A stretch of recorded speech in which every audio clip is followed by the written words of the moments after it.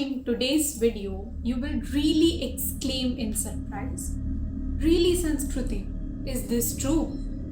Welcome to my channel. Since I come from the background of reporting and journalism, I have a constant urge to conduct research on a wide variety of subjects.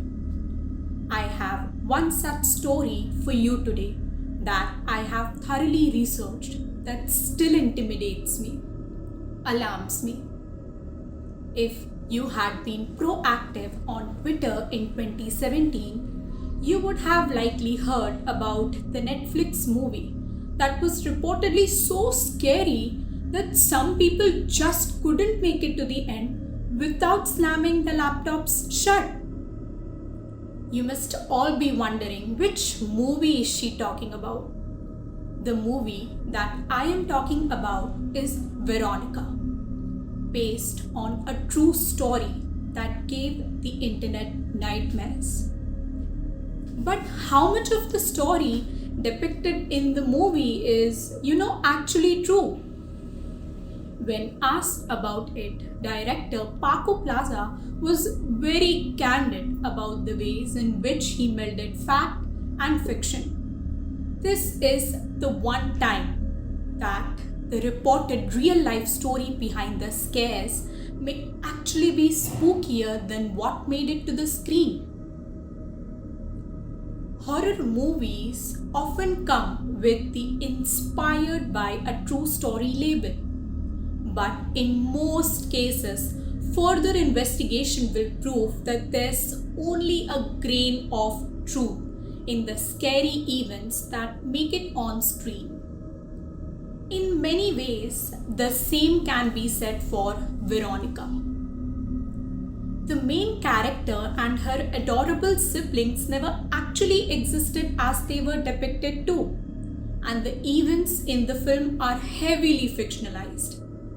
However, the police documented the Vallecas case, a chilling series of unexplained events that happened to a family in Spain in the early 90s. According to Newsweek, which is an American online news magazine, a young teen named Estefania Gutierrez Lazaro fell ill after reportedly performing a seance at school. For those of you who aren't aware, seance is a meeting at which people attempt to make contact with the dead.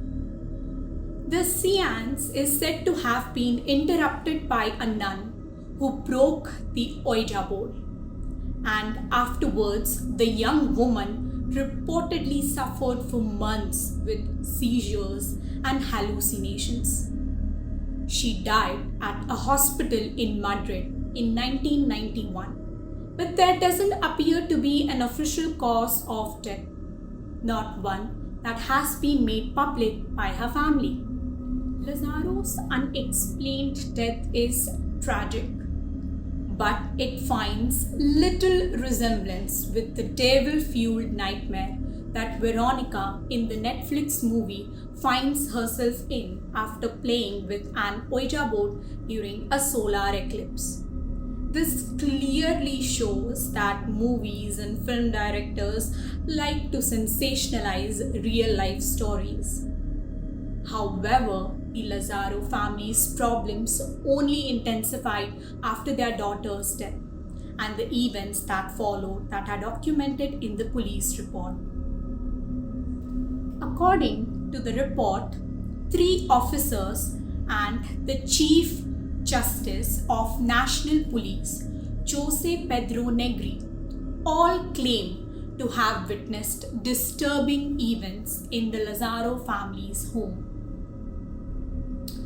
They all claim to have seen the door of an armoire open suddenly in an unnatural manner and a figure of Jesus separated from a crucifix.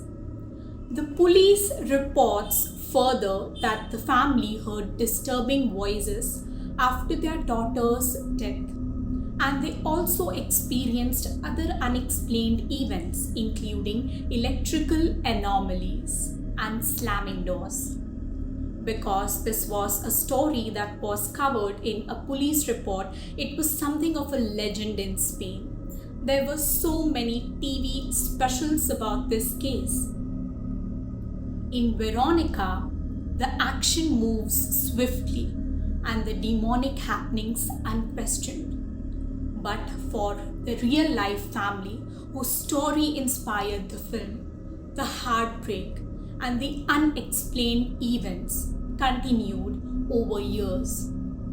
We cannot imagine the mental toll the family went through before they actually decided to move to a new house and all the paranormal occurrings stopped. In a Q&A at the Toronto Film Festival, the director, Plaza, he addresses the crowd. He says that the popularity of the story in Spain is what gave him the creative freedom to experiment with giving the fictional spin to the real life story. Veronica may not be true, but the horror movie's real life story is one that will keep you up at night, thanks to the tragedy and mystery surrounding Lazaro's death and the events that followed.